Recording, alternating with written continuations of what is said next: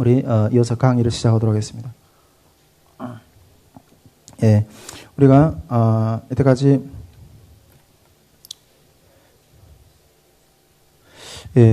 지난 시간까지 이 계시의 외적 원리를 이렇게 보았어요. 예, 계시의 외적 원리를 지난 시간까지 이렇게 좀 보았습니다. 이제부터는 이렇게 계시의 내적 원리를 보도록 하겠습니다. 예, 계시의 내적 원리. 우리가 계시의 외적 원리에서 계시의 종결이란 무엇인가 하는 내용에 대해서 아주 심도 있게 깊이 있게 다뤘거든요. 예. 자, 이제는 그 계시 종결이라는 어떤 개념을 우리가 탑재한 그 가운데서 그 토대 위에서 그러면 계시의 지속이란 무엇인가 하는 문제를 이제 들여다보도록 하겠습니다. 그것이 계시의 내적 원리의 어떤 그런 강의가 되겠는데, 자, 우리 계시의 내적 원리의 강의는 이 강의를 위해서 우리가 하려고 하는 목차는 우리가 계시란 무엇인가, 계시 외적 원리를 배웠잖아요. 계시 이제 내적 원리를 이제 이야기를 할 건데, 계시의 내적 원리에서는 계시의 내적 원리 이해를 먼저 좀 이렇게 할 겁니다. 그 다음에 신앙, 신앙의 증거, 이런 내용을 가지고 계시의 내적 원리를 이야기를 좀 펼쳐갈 건데요. 일단 이 계시 먼저 이렇게 계시의 내적 원리 이해부터 오늘 좀 하려고 합니다. 계시의 내적 원리 이해는 첫째로서는 하나님과 사람의 외적 내적 관계, 두 번째로는 성경 속 외적 내적 예배의 관계란 무엇인가, 그 다음에 자연 속에서도 또 외적 내적 관계가 또 이렇게 표현이 되거든요. 그 다음에 성자 경륜과 성령 경륜의 관계, 또 이런 것들 좀 들어볼 거고, 그러면 성령의 내적 경륜 속에서 인간의 자유의지 문제, 이것도 상당히 중요하거든요. 이런 부분들을 봄으로 인해서 우리가 계시의 내적 원리 이해의 내용들을 이런 거 하나하나 좀 이렇게 들여다보도록 하겠습니다.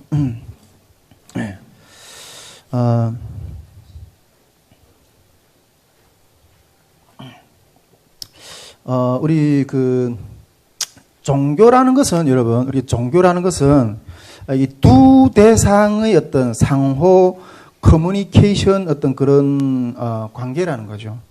무엇이든지 혼자서는 그게 안 돼요. 그 종교랑 두 대상이 뭐겠죠? 하나는 신, 또 하나는 그 신을 경배하는 인간.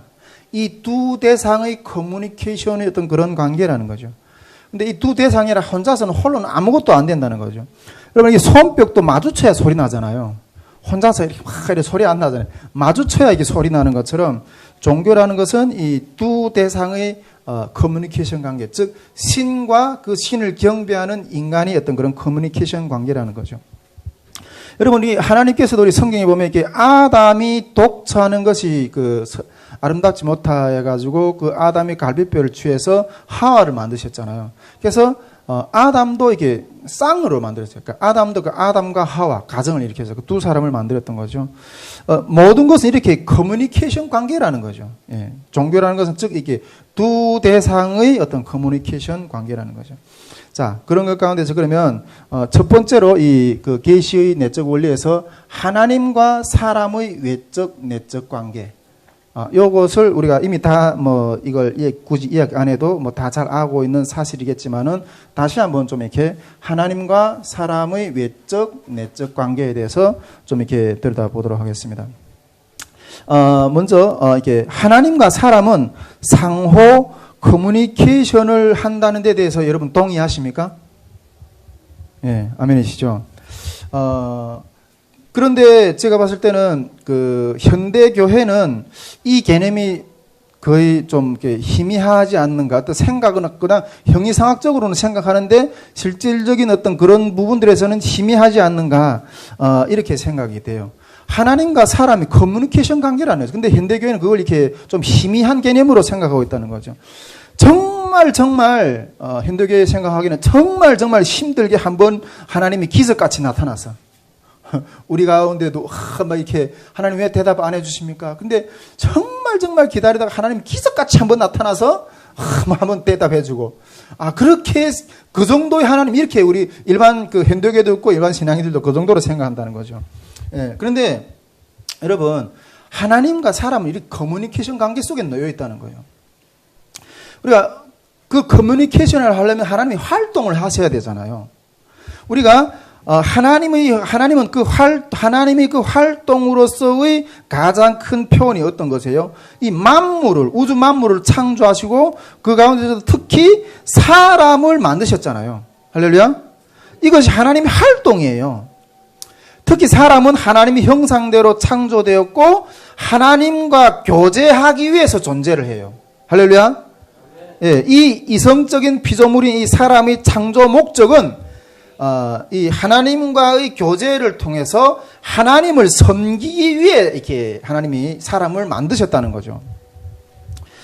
이 하나님이 그래서 하나님이 이 교제는 그 섬김을 받기 위해서 이 사람을 하나님이 교제하기 위해서 만들었다 그랬잖아요. 그런데 하나님이 이 사람을 교제하기 위해서는 일단 이 사람에게 자기의 교제하기 위한 그 대상에게 말을 해야 돼요. 할렐루야. 교제하기 위해서는 하나님이 그 대상에게 말을 해야 돼요. 예. 자신을 사람에게 계시를 해야 된다는 거죠. 커뮤니케이션 관계라고 이렇게 했을 때 말을 해야 되고 그 말을 한다는 게 뭐예요? 이 자신을 자기가 이렇게 교제하게 만든 그 대상에게 사람에게 계시를 해야 된다는 거죠. 계시를. 예. 이를 위해서 하나님은 말씀하고 행위를 나타내세요. 이를 위해서 하나님 말씀하고 행위를 나타내셔. 그런 것들을 우리가 성경에서 구약 시대부터 쫙 보면 그 하나님이 그 사람에게 나타내신 그 행위들 보면 아브라함에게도 우리가 나타나셨고 모세에게도 나타나셨고 또 그 이후에 많은 그 이스라엘 역사 가운데 하나님이 나타나시는 그 흔적들을 우리가 볼 수 있어요. 많은 이적과 많은 음성과 많은 예언과 선지자들 통해서 나타나셨어요. 성경 시대에 여러분 우리가 이렇게 신약 시대 오순절 성령 강림을 통해서 그 이후로부터 정말 하나님의 성령이 우리에게 임하셔서 우리 믿는 자들에게 말씀하시고 그렇게 하는 걸로 일반적으로는 신약 시대에 그런 개념을 가지고 오늘도 우리는 말씀하신다 이렇게 생각을 대부분 많이 하는데 그 이전부터 훨씬 구약 시대부터 그 이전부터 훨씬 하나님은 자기 말씀과 자기 행동을 사람들에게 하셨다는 거예요. 할렐루야. 예. 여러분, 이것이 하나님의 활동으로서의 외적인 계시 원리예요. 우리 앞에서 이렇게 외적 계시 원리에 대해 쭉 이야기를 했는데, 하나님이 사람에게 나타나서 활동하시고 자기를 나타나시는 어떤 그런 것들이 외적 계시의 원리라는 거죠.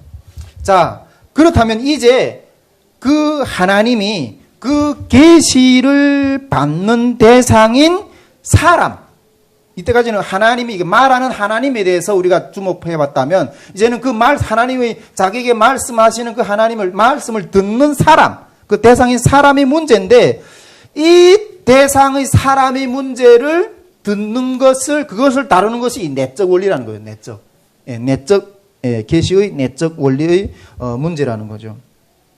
자, 이제는 하나님 아까부터 이렇게 앞에서 외적 원리에서는 말씀하는 하나님에 대해서 이야기했고, 이제는 듣는 사람에 대해서, 그 말씀하시는 하나님의 말씀을 이제 듣는 사람에 대해서 다룰 건데, 이제 여기를 다루려면 이제 두 가지를 봐야 돼요. 즉, 이 사람의 본성에는 이제 하나님 말씀을 듣는 사람의 그 본성에서 두 가지를 우리가 살펴봐야 되는데, 그 중에서 첫째는 이 외부에서 사람에게 다가오는 외적 계시 문제예요. 외부에서 이렇게 사람에게 다가오는 외적 계시의 문제인데, 이 계시는 실제로 존재하는 하나님이 우리에게 내 존재의 어떤 그런 양상을 나타내서 알려주는 거예요. 다가오는 것이 무엇이 있는데, 그것이 무엇인가 하는 것들을 알려주는 어떤 그런 내용이라는 거죠. 자, 우리 계시록 3장 20절에 보면 이렇게 말씀하시죠. 예수님께서 밖에서 내가 두드리노니 그러잖아요. 다가온다는 거예요. 밖에서 내가 너의 마음의 문을 두드린 내가 마음 문을 열고 나를 영접하면 내가 너와 들어가서 더불어 먹고 이렇게 말씀하시잖아요. 그런데 먼저는 하나님이 다가오셔서 우리 마음을 두드린다는 거예요. 예. 여러분, 인간은 본성적으로 하나님은 또 우리에게 다가와서 이렇게 두드리는데, 또 인간은 본성적으로 하나님의 형상이고 소생이기 때문에 그 본성적으로 하나님을 추구하는 속성이 그 가운데 있어요. 예. 인간의 이 속성은 외부에서 오는 이 하나님의 계시에 상응하여서 신적인 것들을 분별하는 본성적인 능력이 있는 그런 습성이 있어요, 또한. 예, 습성이 있다는 거죠. 제가 한국에 와서 2005년도에 이게 중국에 있을 때는 뭐 북한에다 연락을 못 했는데, 한국에 와서 어떻게, 그래도 좀 이렇게 뭐 여유가 좀 있고 이러다 보니까 좀 삶이 안정적이 되고 이러다 보니까 겨우, 북한에다가 이렇게 가족들에게 통화를 했어요. 근데 우리 누나하고 통화를 했거든요. 얼굴을 모르잖아요. 얼굴을 모르는데 그 말을 딱 하는 그 음성을 딱 보니까, 딱 들어보니까, 아, 이거 누나구나. 예. 왜, 안다는 거죠. 여러분, 이 사람은 하나님이 형상이기 때문에 하나님이 우리에게 다가오셔서 말씀하려고 할 때 그 속성으로 그 음성에 대해서 안다는 거예요. 캐치한다는 거예요. 예. 그런 것들에 대해서 사모하는 어떤 그런, 신적인 본성이 있다는 거예요. 그래서 예수님은 그러잖아요. 내 양은 내 음성을 뭐라 그래요? 내 음성을 안다고 그래요. 내 음성을 안다 그래요. 여러분, 이 하나님의 음성을 들을 때, 우리가 정말 많은 어떤 그런 음성을 듣는 어떤 그런 사례들 많지만은 이 음성을 들을 때 만족하는 거예요. 할렐루야. 정말 우리 삶 가운데 막 엄청난 풍랑이 막 흐르고 막 이러고. 근데 그 음성 한마디만 딱 하나님 나한테 딱 들어올 때 그것으로 모든 환경이 고요해져요. 내 삶이 평안이 와요. 할렐루야. 전에도 한번 이야기했지만은, 한번 제가, 이 한국에 나와서 한국교회에 처음 들어가서 이게, 신학교 생활을 하며 신학교를 다니면서 한국교회에서 이렇게 뭔가 섬겨야 되는데, 요 조그만 아이들도 내가 섬기는 게 두려웠다고. 예, 조그만 애들도. 그래서 나름대로 전도사인데 할 수 있는 게 없어가지고, 근데 간증은 한두 번 할 수 있어. 그런데 얘네들하고 내하고 뭐 살아왔던 문화가 달라. 내가 얘네들 어떻게 말씀을 이렇게 잘 요리해서 먹이지. 이게 너무 두려운 거예요. 그래서 처음에는 그냥 주일날에 가서 유년부 애들 뒤에 신발장을 애들 신발이 확 늘어놓고 그걸 막 이렇게 주워다가 이렇게 신발장에 넣고 애들이 예배 끝나면 이거 방 청소만 하고. 근데 소속으로는 나는 신학교 신학생인데 이 애한테 할 수 있는 게 아무것도 없는 거예요. 그렇게 하는데 요런 조그만 애 하나를 다루는 것도 막 힘들어가지고 막 그랬거든요.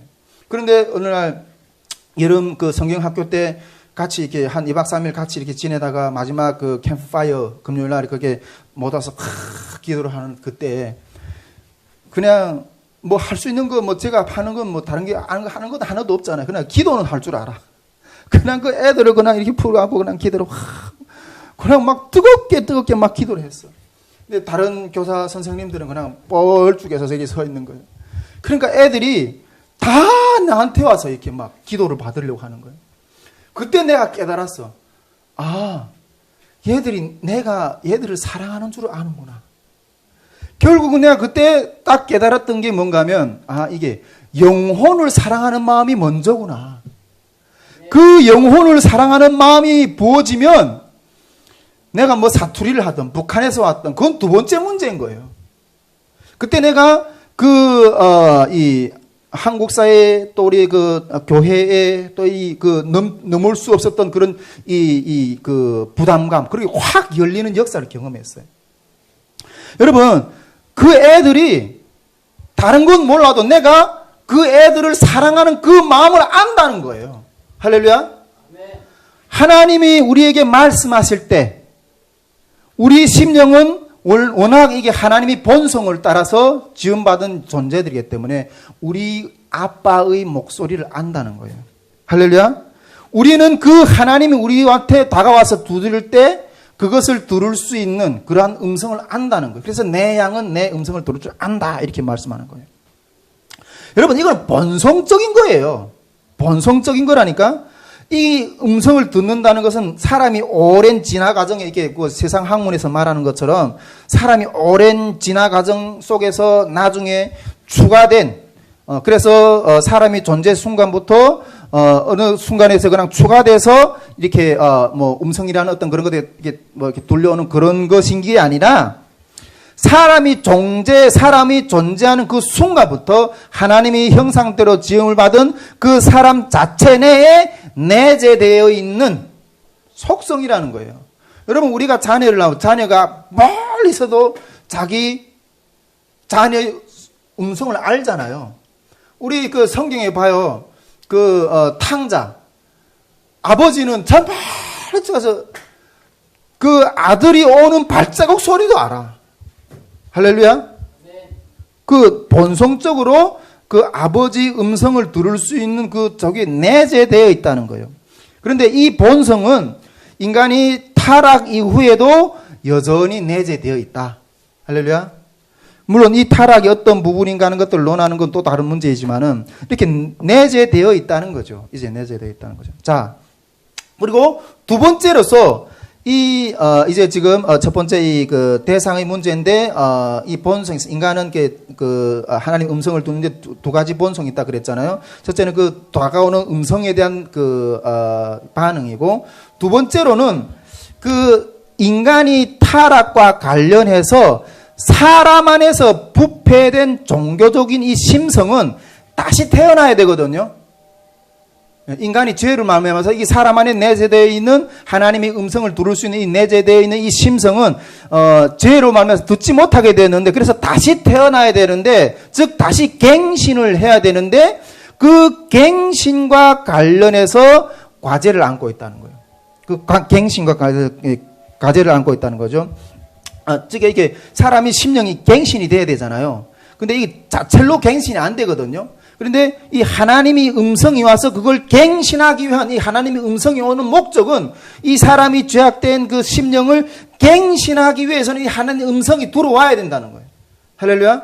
우리가 다른 말로 이거 중생이라 그러잖아요. 그래서 이거 들어와야 된다. 이건 필수라는 거예요. 그래서 이 갱생이 되려면, 이 타락된 인간의 심령이 갱생이 되려면, 즉 다시 거듭나려면 하면 하나님의 음성이 들어와야 된다는 거예요. 이런 과제를 가지고 있다는 거예요. 여러분, 사람의 심령이 갱생, 즉 다시 난다는 것, 이는 엄청난 하나님의 우리 스토리라는 것, 사랑의 스토리라는 걸 우리가 잘 알고 있죠. 너무나도 잘 알고 있잖아요.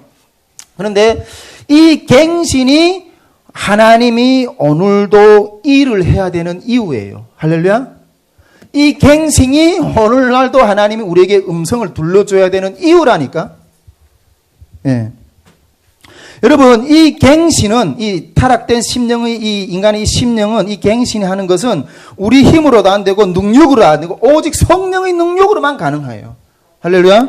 그래서 성령이 분명하게 말씀해야 된다는 거죠. 이 갱신의 과제를 안는 부패된 인간이 종교적인 심령도 여전히 앞에서 이야기했던 하나님의 친족이고 또 소생이고 또 계속해서 하나님을 더듬어 찾으려고 하는 그러한 심성이 그 안에 있다는 거예요. 예. 즉 이것이 하나님과 사람 사이의 커뮤니케이션의 관계의 상태라는 거예요. 할렐루야? 쭉 서로 찾는 상태라는 거예요. 하나님도 사람을 찾고 사람도 하나님을 찾는 그런 상태라는 거예요. 여러분, 이것이 외부에서 나오는 계시를 받는 대상, 즉 사람의 상태, 즉 내적 모습이라는 거예요. 예, 내적 모습이 어떤 그런 상태라는 거예요. 자, 이것이 하나님과 사람의 외적, 내적 관계의 어떤 그런 개념이라는 거죠. 자, 두 번째로 성경 속에서도 외적, 내적, 예배의 관계 속에서도 이런 것들도 우리가 찾아볼 수가 있거든요. 자, 요걸 한번 좀 들여다보겠습니다. 성경의 내용도 하나님의 어떤 외적 요구와 그 요구를 받는 내적 대상의 반응의 어떤 그런 모습들이 있어요. 즉, 그런 것 같아. 먼저 이게 외적인 하나님의 외적인 대상, 즉, 어떤 하나마디, 다른 말로 말하면 외적 예배의 어떤 그런 모습을 먼저 이렇게 좀 들여다봅시다. 하나님은 이스라엘에게 언약을 주셨어요. 예. 이것이 어떤 면에서 외적인 어떤 그런, 모습인데, 이 이스라엘은 하나님이 그 언약을 반드시 지켜야 되는 입장에 있죠. 할렐루야? 예. 그런데 이런 하나님의 이 외적인 언약들은, 외적인 그 언약들은 어떤 그런 외적인 관계의 어떤 그런 계시는 어떤 독특한 어떤 그런 단어들로 이렇게 표현이 되는데, 그런 언약의 외적인 단어들은 이렇게 율법이라든가 교훈이라든가 가르침이라든가 계명이라든가 등 다양한 어떤 그런 모습들을 이렇게 볼 수가 있어요. 외적인 어떤 하나님의 요구들. 이러한 그 외적인 하나님의 언약의 요구들은 이스라엘을 향한 하나님의 명령이에요. 할렐루야. 그렇죠? 이스라엘을 향한 하나님의 명령이거든요. 그런데 이러한 하나님의 법도들은 하나님의 말과 행위와 이러한 하나님의 법도들은 사람의 말과 행위와 마음의 성향까지 규정하는 어떤 그러한 하나님의 명령들이라는 거예요. 그런데 이러한 외적인 하나님의 예배 안에서 있던 법도들은 윤리적으로도 나타나고 또 의식적으로도 나타나요. 윤리적으로 나타날 때는 이런 것들은 신앙 고백이라든가 기도라든가 사도신경이라든가 주기도문이라든가 이런 식으로 어떤 윤리적인 모습으로 이게 나타나요. 그리고 또 한면으로는 의식적으로도 나타나는데 이런 의식적으로 나타나는 모습들은 성례들이라든가 제사라든가 거룩한 것들 또 맹세 또 땅, 성전, 거룩한 도구들 이런 식으로 이런 의식적으로 나타나요. 오늘날도 보면 이런 의식적인 어떤 그런 그 예배들이 있죠. 이런 것도 어떤 한마디로 뭉뚱그려 말하면 어떤 예배라고 말할 수 있는데 오늘날도 우리 이런 의식적인 예배들 있죠. 찬송이라든가 설교라든가 금식이라든가 철야 예배 등 이런 것들로 표현이 되는 거죠. 이게 외적인 예배인 거죠. 성경 가운데 나타나는 하나님 우리에게 요구하시는 외적인 예배들인 거죠. 외적으로 다가오시는. 이런 것들이 인간이 어떤 그 행위라든가 말이라든가 마음이라든가 성향이라든가 이런 것들을 규정한다 그랬잖아요. 예배의 어떤 그런 내용들을 통해서. 자, 이것이 성경에 나오는 그 외적인 어떤 예배의 모습인데, 자 그러면 이번에 이렇게 내적 예배의 모습을 우리 한번 들여다봅시다. 이렇게 하나님께서 외적인 면들로 이스라엘 백성들의 종교 생활이 전면적에 부각되어 있다면 이스라엘 종교는 내적인 예배면은 이제 그 예배 안에 들어간 인간 안에 있는 어떤 성향인데 예배 안에서 인간이 그 안에 서 있잖아요. 그 안에서 그 예배 속에 외적인 예배 속에 서 있는 인간인데 예배자인데 그 안에서 성향이 있는데 그 예배자의 성향은 하나의 어떤 존재 상태의 습성이라든가 또 외부의 요구가 왔을 때 그게 작용해서 행위로 나타나요. 우리가 지금 우리 예배 자리가 있는데 그 예배 자리가 들어와 있는데 그 예배 자리에 앉아 있는 자들은 그 안에서 어떤 그런 모습들이 나타난다는 거죠. 자. 이런 외면적인 것은 그래서 이게 외면적인 것은 또 내면적인 것을 중심에 서 있는 거예요. 할렐루야. 예, 외면적인 것은 또 이렇게 내면적인 어떤 그런 중심에 서 있는 거죠. 이런 외적인 요구에 상응하는 내면의 반응들은 우리가 주의 계명을 경외하는 것으로 나타나요. 이게 내면적인 예배거든요. 할렐루야. 경외하는 것으로 나타나요. 경외하는 것으로.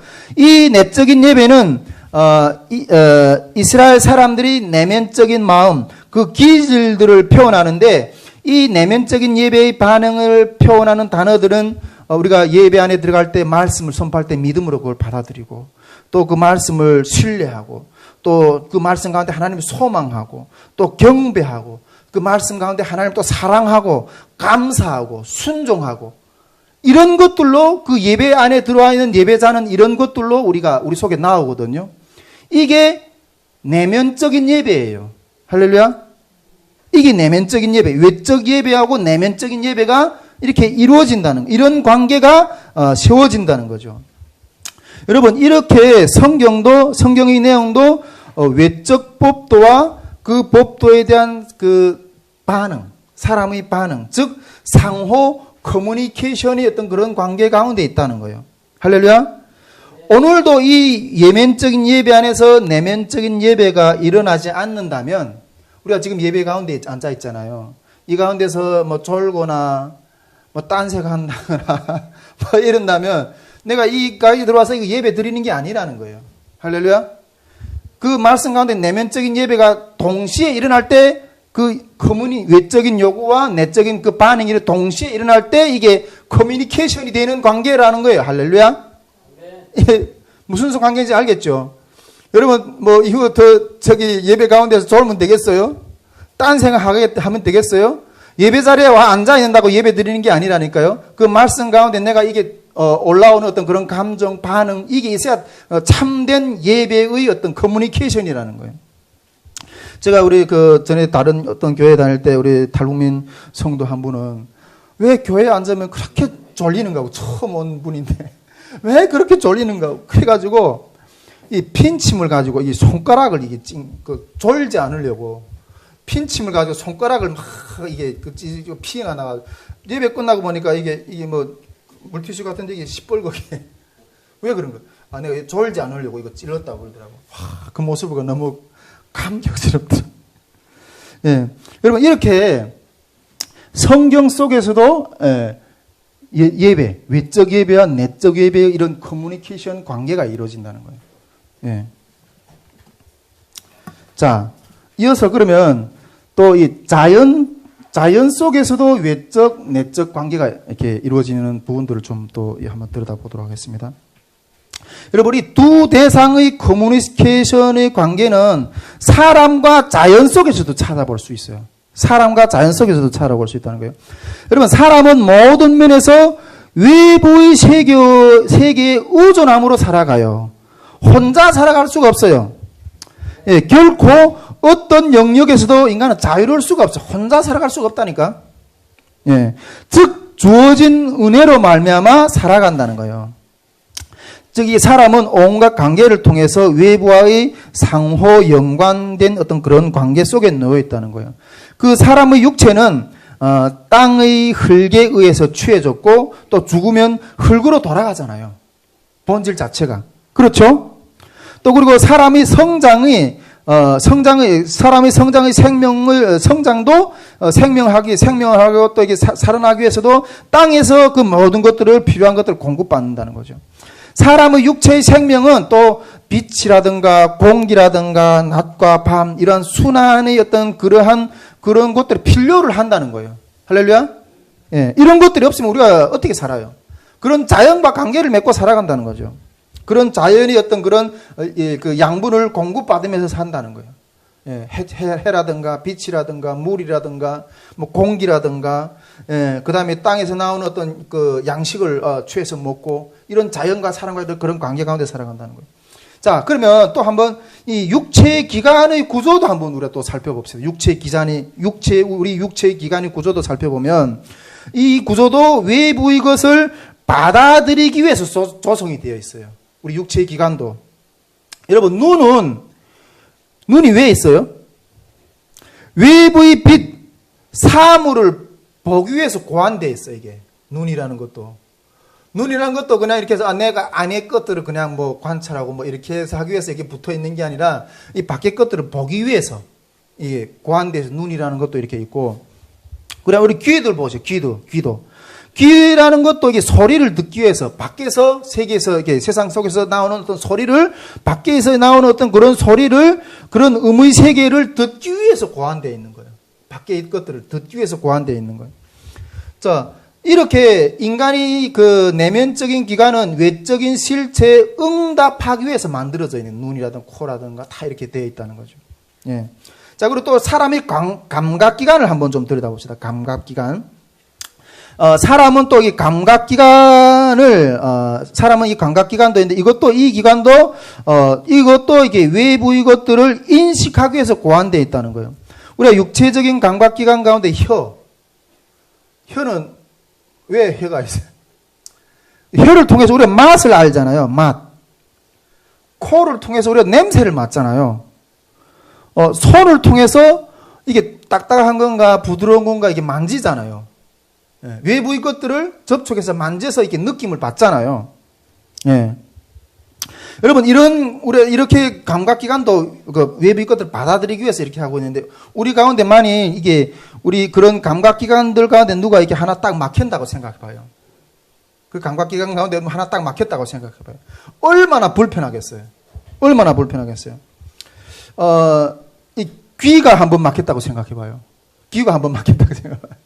외부의 어떤 그런 것들을 듣는 이 귀가 한번 막혔다고 생각해봐요. 제가 우리 그 북한에 있을 때 우리 그 고향 집에 옆에 우리 친구의 엄마가 이렇게 나중에는 이렇게 후엄마였는데, 후엄마가 이렇게 그 농아인이었어요. 와, 그 집 식구들은 나는 그 집 가서 정신이 하나도 없어. 뭐 말 한마디로 꽉 와. 이때만 싸우는 것 같아. 근데 그 정상이야. 왜? 엄마가 못 듣기 때문에. 그렇게 해도 이야기하기 아주 실감나게 그렇게 이야기 듣거든요. 그러니까 어떤 외적인 어떤 감각기관 하나 막혔다면 얼마나 그게 불편하겠는가 하는 거예요. 제가 한번 이야기했나? 유치원 때인 것 같아요. 6살 때인가 7살 때인가. 집에 한번 갔는데 우리 옷방에 올라갔는데 이런 조그만 이런 그릇 무슨 물이 있더라고. 근데 그게 물인가 해서 난 이렇게 해서 훌 마셨거든요. 예? 양재물인 거예요. 양재물. 근데 북한에서는 참 이게 그게 좀 잘 안 되는 것 같아. 근데 양재물인 거예요. 근데 이거 탁 이렇게 해서 넣자마자 확 막히더라고. 그래서 넣자마자 입에다 확 담았다가 넘구진 않고 확 배다버렸어요. 확 버려버렸어요. 우리 북한에서 양재물 먹고 이 벨이 다 타서 이렇게 한 친구들 종종 보거든요. 그런 관리가 잘 안 돼요. 개인집에서. 근데 그러고 나서 내가 한동안 이게 입맛을, 이렇게 맛을 구별을 못 하겠더라고요. 한동안 그걸 못 했어요. 나중에도 좀 성장해서 나중에 좀 회복이 되는 것 같더라고요. 예. 그런 것처럼 여러분 이게 사람 가운데 이게 사람이 이게 외부의 어떤 그런 감각기관한테 하나 딱 막혔다면 얼마나 답답하겠는가. 얼마나 답답하겠는가. 예. 또 그리고 우리가 우리가 의식이라는 이 의식기관도 한번 우리가 좀 들여다봅시다. 의식의 감각기관이라고 했을 때 우리는 이성을 생각할 수가 있어요. 이성. 인간이 다들 이성이 있잖아요. 이성을 가진 존재인데 인간은. 근데 이 이성이라는 것은 외부 세계의 다양한 문제들을, 기관들을 인식하고 또 그것을 묘사해서 사람에게 해석해서 내로 들어와서 그걸 해석하잖아요. 할렐루야? 그렇죠. 이성이라는 게. 여러분, 이것이 만일 망가졌다 해봐요. 얼마나 답답하겠어요. 제가 우리 어느 교회 다닐 때, 이 지적장애에 있는 어떤 자녀를 돌보는 우리 권사님, 장로님 부부를 봤는데, 그 옆에서 딱 지켜보는데, 그 장로님, 권사님이 천사 같더라고요. 거의 이 지능이 따라주지 못해가지고, 그렇게 이런 애를, 늙을 때까지 평생 끌고 앉아 있어야 되잖아요. 그러니까 이성의 이 기관이 망가진 거거든요. 여러분, 이 이성이라는 것은 자신 안에 있는 로고스예요. 우리 하나님 말씀은 로고스라지만은, 이성이라는 것은 인간 스스로 가운데 있는 로고스예요. 이 이성은, 즉, 이 로고스는 밖에 있는 모든 지적인 사물들을 다 다루고 분석하고 그 가운데서 밖의 세계를 인식하고 가시적인 것도 그런 것들을 세계 속에서 구체화된 것들을 또 그런 것들을 이렇게 내한테 받아들이고 내한테 불편한 것들은 이렇게 배척하고 이게 이성의 기능이거든요. 예. 그렇죠. 이성도 이렇게 밖의 것들을 받아들이기 위해서 분석하고 이렇게 하기 위해서 이렇게 기능이 존재한다는 거죠. 자, 이런 것처럼 자연 속에서도 외적인 상태가 자연 속에 그냥 그렇게 놓여져 있는 것이 아니라 사람도 이런 자연 속에서 이 내적인 기관인 것을 이렇게 사람이 내적인 기관들이 자연이 것들을 받아들이는 어떤 그런 두 원료의 상호 관계 가운데 긴밀하게 연결이 되어 있다는 거예요. 할렐루야. 자연 속에서도 사람은 이렇게 내적 이게 외적 이런 것을 다 상호 교류하도록 커뮤니케이션을 하도록 이렇게 연결이 되어 있다는 거예요. 자, 이어서 그러면 우리 성자 경륜과 성령 경륜의 관계를 한번 좀 봅시다. 성자 경륜과 성령 경륜의 관계를 좀 이어서 봅시다. 어디 잘 따라오고 있습니까? 예? 내가 보니까 좀 따라오고 있는 것 같아요. 예, 집중해 주시죠. 예. 자, 우리 성자 경륜과 성령 경륜의 관계를 이렇게 좀 들여다봅시다. 자, 이제 계시의 이해 중에서 우리 관심의 영역인 이제 드디어 들어오고 있거든요. 예. 관심의 영역인 여러분 계시의 최종 수명은 어디에 있다고 생각해요? 계시 우리가 창조 때 계시가 시작돼 일반 계시 특별 계시 이런 내용들을 봤잖아요. 이때부터 계시가 시작이 되었다 그랬잖아요. 계시의 최종 수명이 어디에 있다고 생각해요? 계시의 최종 수명. 예. 계시의 최종 수명은 계시가 언제 가면 끝날까요? 예. 계시는 전체적으로 예수님이 재림할 때 재림할 때 비로소 종료된다는 거예요. 할렐루야. 예, 예수님이 재림할 때 비로소 마지막 목적을 도달함으로 인해서 종료된다는 거예요. 하지만 이것은 이게 창조에서 이게 계시가 시작이 되었는데 예수님이 재림할 때 이제 계시가 종료될 건데, 그러나 이 창조에서 재림까지 이 전체 기간은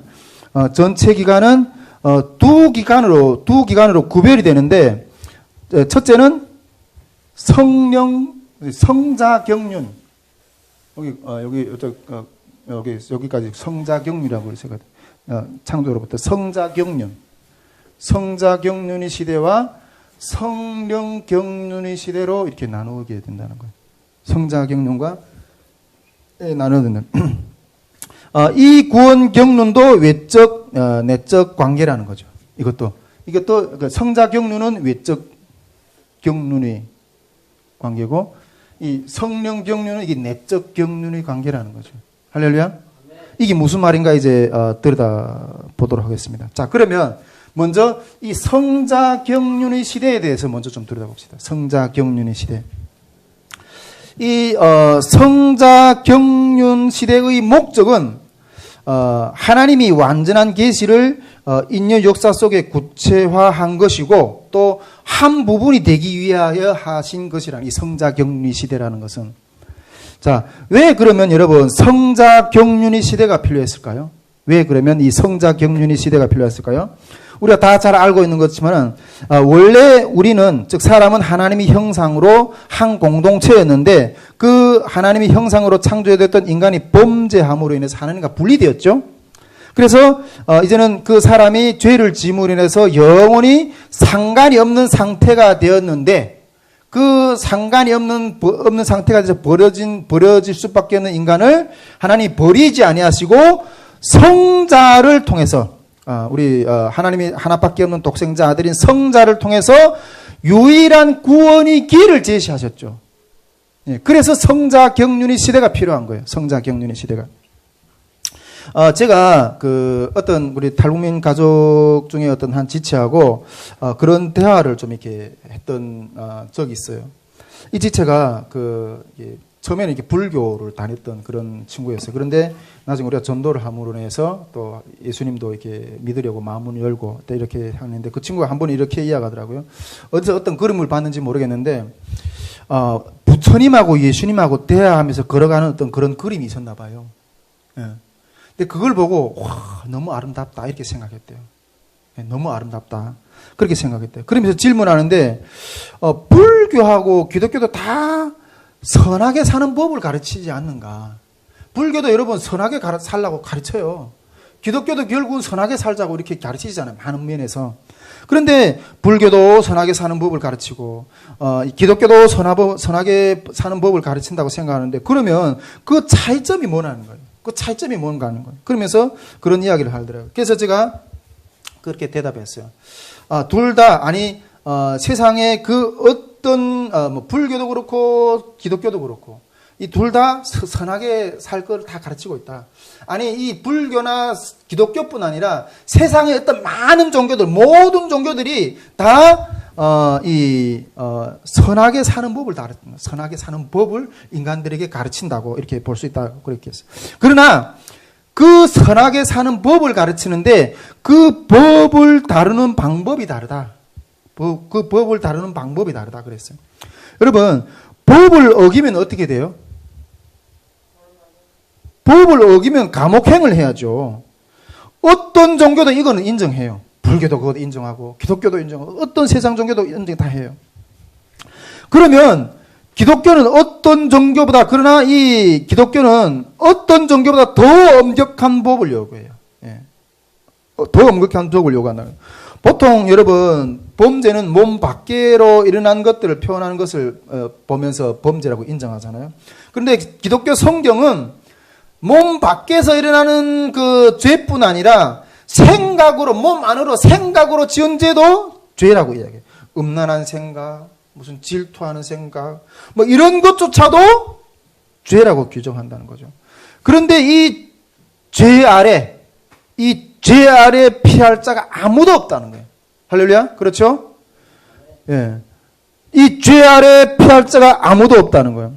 자, 강의에 집중해 주십시오. 핸드폰 내려놓으시고. 예, 예. 그 죄 아래 이런 피할 자가 아무도 없다는 거죠. 여러분, 우리가 100개 중에서 99개를 지키고도 하나를 어기면 그래도 범죄하는 거고 죄인이라는 거예요. 로마서 3장 10절에 보면 의인은 없나니 한 사람도 없다 그랬어요. 할렐루야? 예. 여러분, 이 죄의 문제는 선하게 살았다고 해결되는 게 아니에요. 할렐루야? 이 죄의 문제는 선하게 살았다고 해결되는 것이 아니고 꼭 죄에 대한 대가를 치루어야지 없어지는 거예요. 그렇죠? 그 대가를 치르기 위해서 죄 없는 예수 그리스도가 죽고 우리를 살린 것이 기독교의 복음이다. 이렇게 이야기를 했어요. 부처님이 너를 위해서 죽었냐? 마리아가, 교황이, 성인들이, 모하메드가 너희 죄를 위해서 죽었냐? 오직 그리스도만 나를 대속하고 그러므로 그리스도만 유일한 구원의 길이라는 거예요. 할렐루야. 여러분, 이래서 우리가 성자 경륜의 시대가 요구된다는 거예요. 이것이 죄인을 다루는 이야기잖아요. 이게 성자 경륜의 시대가 필요한 그런 목적인 거예요. 제가 예를 들어서 우리가 구약 시대의 어떤 그런 모든 어떤 인간 구원의 길을 이렇게 설명을 했는데 이것이 성자 경륜의 시대의 필요성이라는 거예요.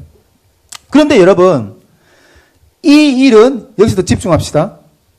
이 일은 나의 밖에서 일어난 일이에요? 내 안에서 일어난 일이에요? 우리 밖에서 일어난 일이죠. 할렐루야? 이 구원의 빛은 우리 밖에서 일어난 일이에요, 이거는. 내 삶의 어떤 밖에서 일어난 일이에요. 그래서 로마서 5장 10절에 보면, 우리가 원수 되었을 때, 그 아들을 죽이심으로 이렇게 되거든요. 우리가 하나님과 원수가 되었을 때, 그 아들이 죽었다는 거예요. 왜 죽었는데? 밖에 일인 거예요, 아직은. 에베소서 2장 13절에 보면, 이제는 전에 멀리 있던 너희가 그리스도 안에서 좀 가까워졌다 그랬어요. 옛날에는 하나님과 멀리 있었거든요. 예. 즉 성자 경륜은 사람 밖에 세워진 일이라는 거예요. 우리들이 밖에서 세워진 일이라는 거예요. 즉 외적, 객관적 성격의 빛이라는 거예요. 우리 밖에서 일어난 외적, 객관적 있는 그런 성자 경륜의 어떤 그 사건은 그런 빛이라는 거예요. 즉, 그러므로 이 성자 경륜은, 이 외적, 객관적 그 성격으로 밖에 일어나는 빛인데, 내가 믿는다고 표현하죠. 예수를 믿는다고 표현하잖아요. 우리가 예수를 믿는다고 표현하는 것은 그 밖에 있는 빛이 내 안의 것으로 되어졌다는 거예요. 할렐루야? 그 밖에 있는 빛이, 즉, 외적인 것들이 내 안에, 즉, 내적인 내 안에 어떤 결합이 되었다는 거예요. 이것이 무슨 말인가 하는 것들을 계속 뒤에서 설명할 건데, 이런 외적으로 우리 밖에 있는 일들이 믿는다는 것은 내 안에서 이렇게 그 결합이 됐다는 일인데, 그리고 요거에 앞서 또 하나 더 이야기를 해보면, 또 하나 여기서 우리가 주목해 볼 것은 이 외적인 구원의 빛이 하나님이 백성들에게 나타난 방법이 하나님이 신현, 또 예언, 기적 이런 것들을 통해서 그리스도의 구원의 역사가 사역이 세워진 거거든요. 할렐루야. 이런 것도 신현, 이런 역사들을 통해서 그리스도의 구원의 사역들이, 물론 내 밖에서 내라는 삶의 어떤 그런 밖에서 이렇게 어떤 그런 구원의 빛이 세워졌는데, 이것도 하나님이 행동하셔서 이 기적과 신현과 예언과 어떤 그런 온갖 어떤 하나님의 행동으로 통해서 이루어진 사역이 외적 사역이에요, 이게. 예. 이 외적인 사역으로 세워진 것도 우리가 여기서 주목하고 싶은 것은 초자연적인 계시로 세워진 진리라는 거, 이것도. 예. 그러니까 이 성자 경륜과, 그러므로 인해서 또 하나 주목해 보고 싶은 것은 이 성자 경륜의 시대의 계시와 발을 맞춰서, 또 기록 작업이 시작이 되었다는 거예요. 기록 작업. 즉, 앞에서 우리가 계속 이렇게 그 이야기를 했던 성자 경륜과 이게 성경을 기록하는 그런 기록 작업들이 이게 세기를 거쳐서 발전했고, 계시가 전진함에 따라서 성경의 범위도 이렇게 점점 증가되면서 기록 작업이 진행이 되었다는 거예요.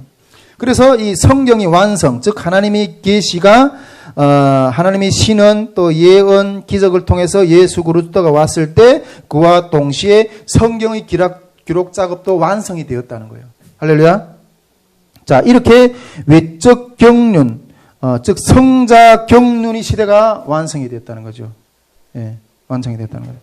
자, 요게 우리가 보면 이 그 외적 계시, 성자 경륜의 시대, 성자 경륜의 시대의 어떤 그런 이해이고, 자, 그렇다면 이 외적 경륜, 이 성자 경륜이 이게 경륜이 이게 성령, 다시 말해서 이 성령 경륜의 시대라는 것은 이 외적인 구원의 빛이라 그랬잖아요. 이게, 예, 구원의 빛을 예수 그리스도로 세운 구원의 빛이라고 그랬잖아요.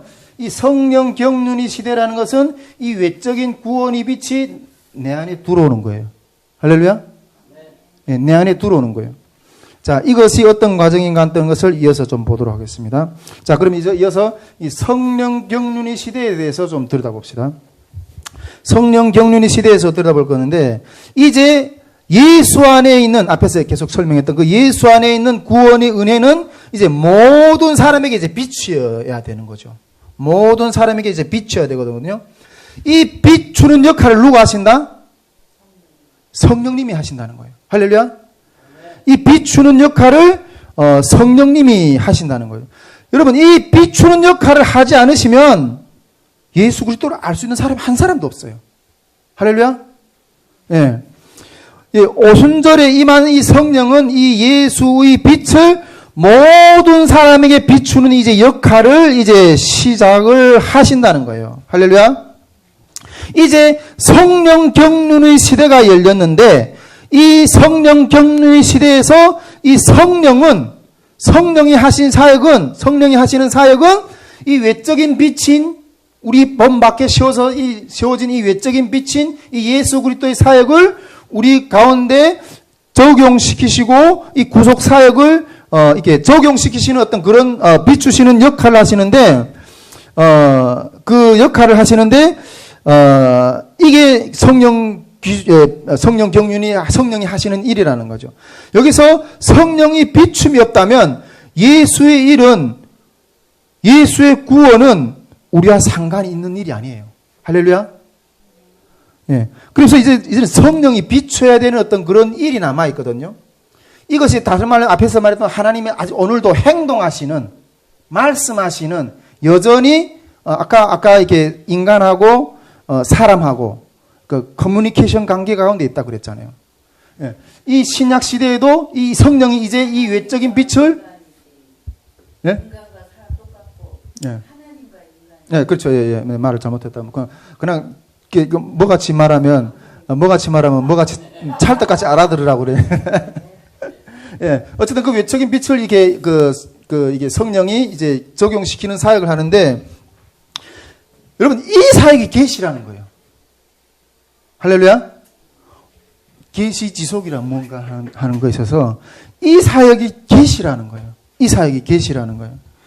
여기가 오늘날 우리가 계시에 대해서 관심을 가져야 될 그 맥락이라는 거예요. 그래서 이 외적인 빛을 성령이 이렇게 비춰주지 않으면 그 예수 그리스도를 알 수 있는 사람이 한 사람은 없다고 하는데, 이것이 계시이고, 이것이 오늘날 우리가 계시 지속이란 무엇인가에 대해서, 여러분, 계시 지속이라는 이 관점에서 봐야 된다는 거예요. 할렐루야. 예. 뭐 성경이 계속 더 기록돼야 된다, 이 관점이 아니라, 앞에서 우리가 뭐라 그랬죠? 성경은 예수 그리스도의 구원은 보충이 되어야 된다 그랬잖아요. 그런 관점에서 아니다, 종료되었다, 계시는 종료되었다, 그런 관점에서 계시가 종결이라는 의미가 그렇다고 했지만은, 이제 이 계시 지속이라는 것은 이 외적이 세워진 이 빛이 인간 가운데 들어오려면, 그 성령이 조명하지 않으시면 이 예수 그리스도의 구원 사역에 대해서 인간은 알 수가 없는데, 이 지속이라는 것은 이 맥락이라는 거예요. 할렐루야. 이해되시죠? 예. 자, 그러면 이 구원을 비추는 성령의 역할에 대해서 한번 좀 들여다봅시다. 먼저 이 구원을 비추는 성령의 역할에 대해서 이야기하기 전에 먼저 예수 그리스도까지 이르게 된 계시를 다시 한번 좀 정리해 봅시다. 예수 그리스도까지 이르게 된 계시를. 예수 그리스도의 구원 사역은 예수는 은혜와 진리가 충만한 로고스로서 구원의 사역을 완성했어요. 할렐루야. 그래서 요한복음 19장 30절에 보면 예수님께서 십자가상에서 뭐라고 외치셨어요? 다 이루었다는 말씀하셨어요. 이 다 이루었다라는 뜻이 바로 이것인 거예요. 구원이 어떤 그런 역사를 다 이루었다는 거예요. 그러므로 해서 또 이 성자 예수 그리스도의 어떤 구원 사역에 대해서 성부 하나님은 그 성자 예수 안에서 실수가 있는 거예요. 할렐루야. 성부 하나님은 이 성자 예수 그리스도 안에서 구원의 사역을 이루셨기 때문에, 하나님이 소원을 이루셨기 때문에 성부 하나님은 성자 하나님의 사역 가운데서 실수가 있는 거예요. 예. 더 이상 아들을 버리는 것과 같은 다른 구원의 그를 펼쳐야 될 그런 노고를 하지 않으셔도 이제 성부 하나님은 되는 거예요. 할렐루야. 쉰단 말이 그 말이에요. 예. 이제 예수님의 사역은 성인들이 어떤 선행이나 공로에 의해서 보충될 필요가 없어요. 이것이 지금까지 우리가 앞에서 이야기했던 계시와 성경의 관계 가운데서 보았던 이야기거든요.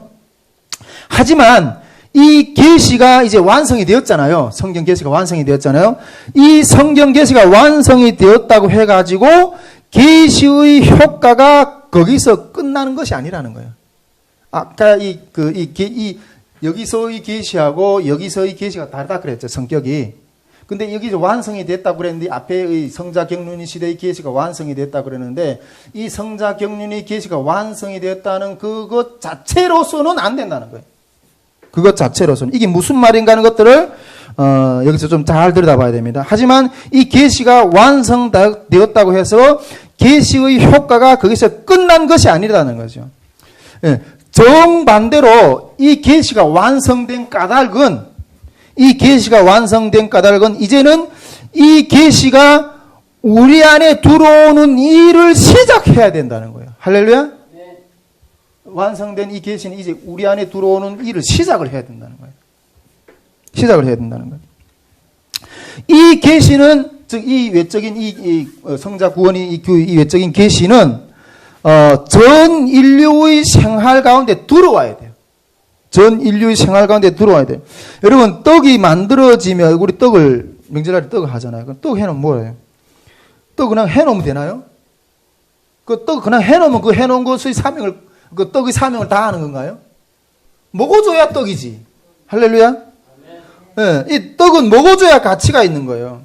여러분, 이 계시의 최종 목적이 뭐예요? 이 계시 예수 그리스도를 이렇게 빛을 세우는 최종 목적이 뭐예요?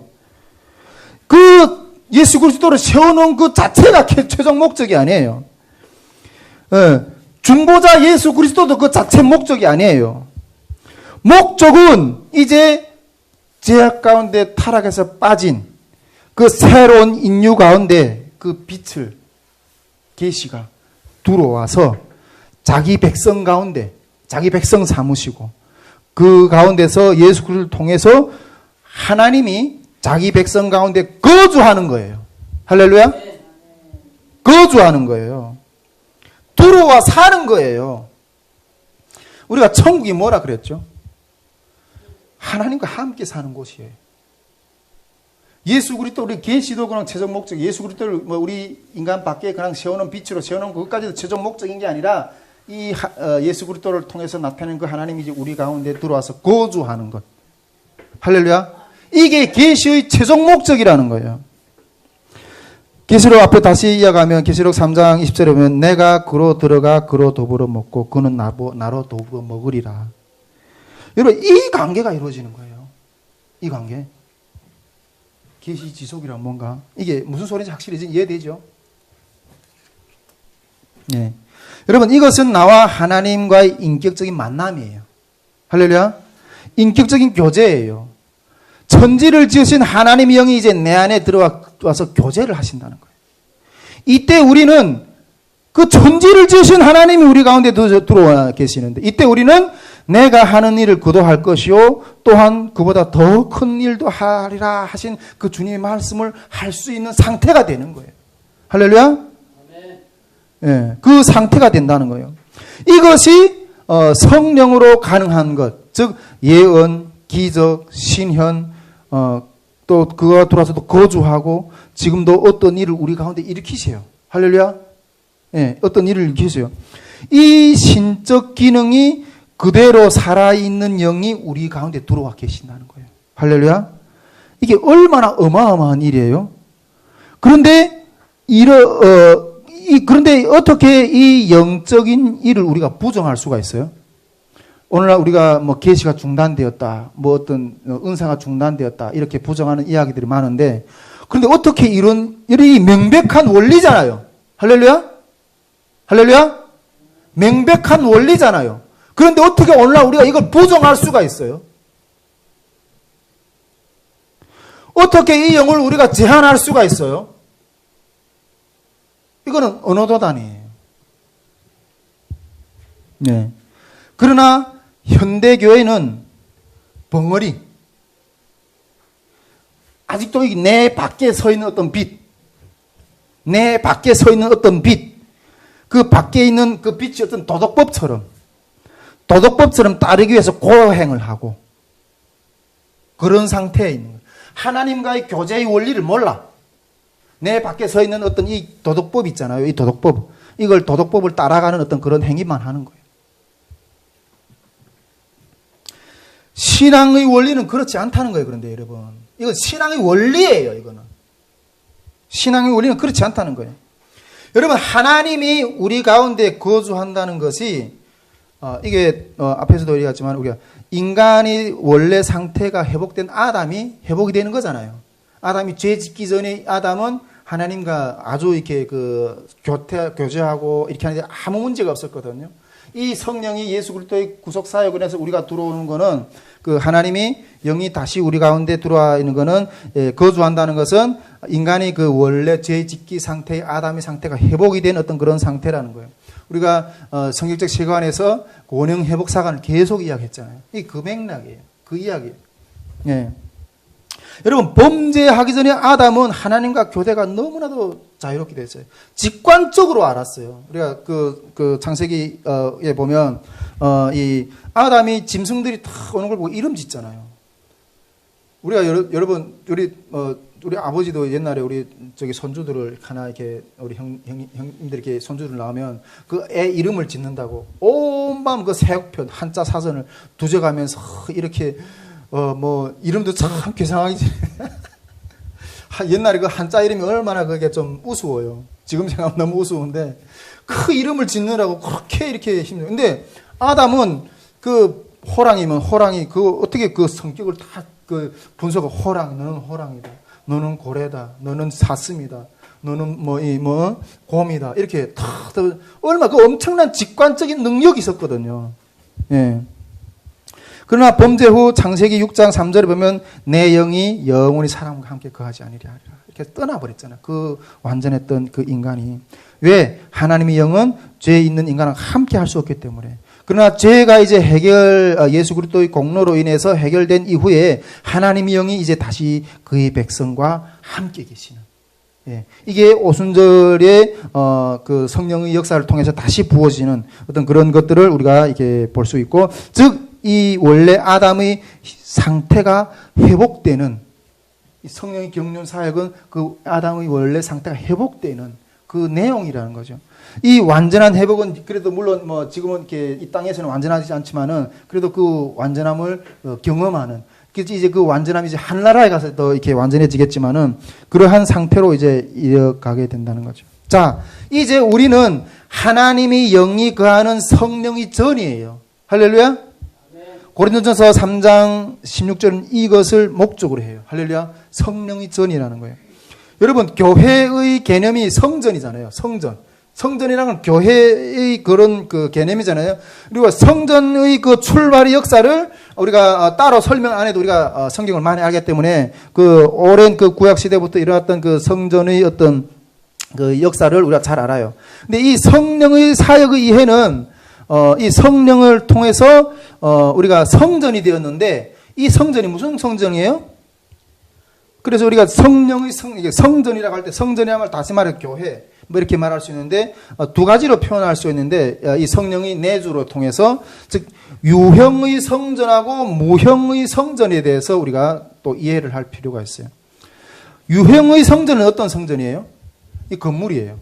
건물, 또 제도, 그 안에 제사장 이런 것들이 구조를 이루어가지고 이렇게 해서 유형의 성전이고 무형의 성전은 우리 자신이에요. 할렐루야. 성령이 들어와 계시는 우리가 무형의 성전이에요.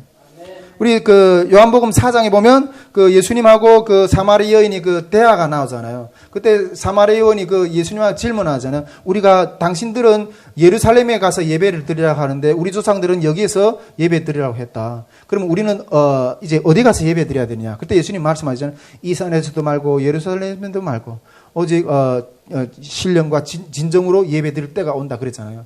그게 성령으로 우리가 성령의 전 그걸 말하는 거죠.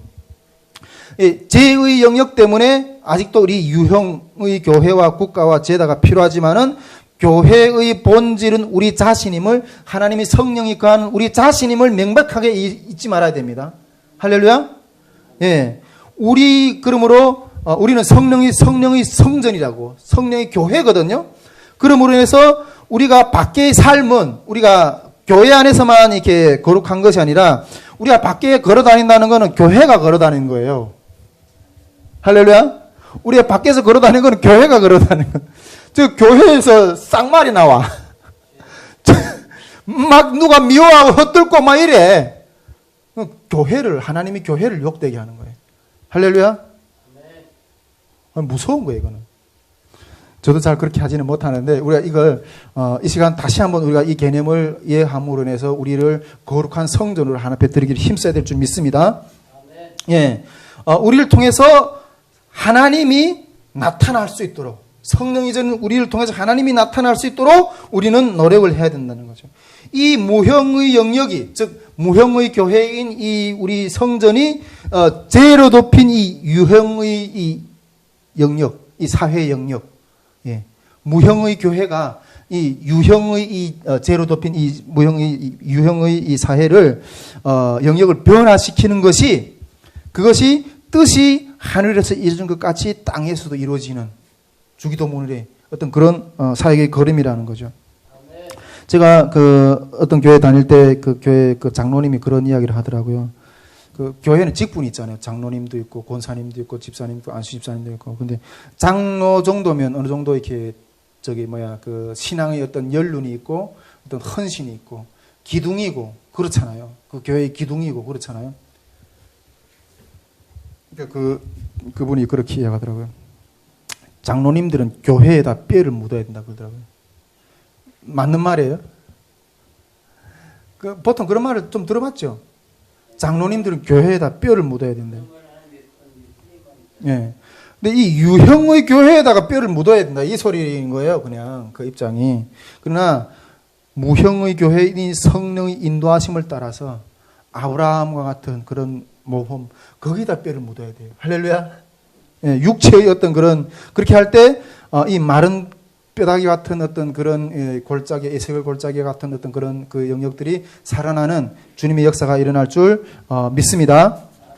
예, 오늘은 여기까지 이렇게 해봤고요. 우리가 이게 계시의 내적 원리 이해 여기를 봤어요. 예, 이게 외적 원리, 내적 원리 이 개념이 요즘 좀 들어오죠.